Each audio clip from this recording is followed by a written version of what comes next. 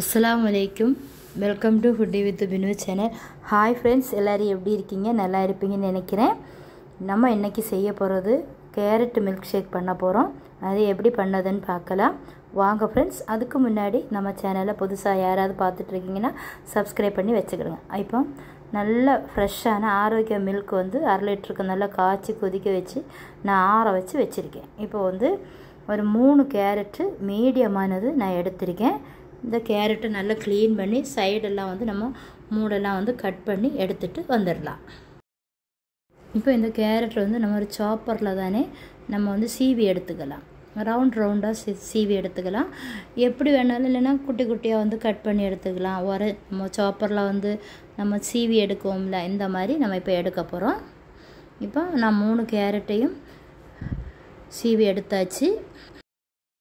இப்போ நம்ம 3 கேரட்டையும் நம்ம சீவி எடுத்ததுக்கு அப்புறம் இந்த கேரட்டை வந்து இப்போ இந்த பால்ல வந்து நம்ம சேர்த்து விட்டுறலாம். நம்ம காய்ச்சி ஆற வச்ச மில்க் தான் இது. மீடியமான சூடுல இருக்குது. இப்போ நல்லா மிக்ஸ் பண்ணி விட்டுக்கலாம். இப்போ மீடியமா சூடுல நம்ம கேரட் போடும்போது லைட்டா ஒரு மீடியமா நமக்கு வெந்து கிடைக்கும். இத அப்படியே நம்ம வந்து மூடி வெச்சிரலாம். மூடி வெச்சு ஒரு 10-15 நிமிஷம் கழிஞ்சதுக்கு அப்புறம் நம்ம எடுக்கலாம். ஓபன் பண்ணி பார்க்கலாம்.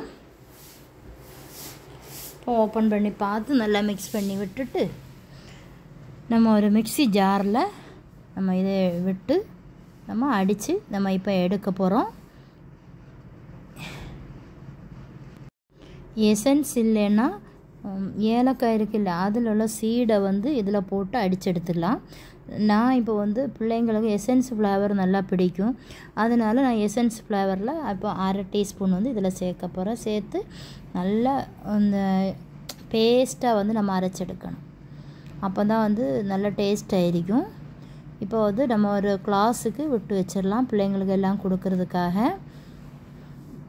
இது நல்லது, ரொம்ப உடம்புக்கு நல்லது, கண்ணுக்கு ரொம்ப நல்லது. நம்ம மில்க்கும் உடம்புல சேரும், கேரட்டும் மில்கில் சேரும். அப்போ அப்படி கொடுக்கும்போது பிள்ளைங்களுக்கெல்லாம் நல்லா பிடிக்கும். இப்போ வந்து நான் இதில் வந்து நீங்கள் நாட்டு சக்கரை கூட சேர்த்துக்கலாம். நான் நாட்டு சக்கரை சேர்க்கல, ஹனி தான் இதில் வந்து 1 டீஸ்பூன் வந்து எல்லாத்துலேயும் சேர்த்து மிக்ஸ் பண்ணி எடுக்க போகிறேன்.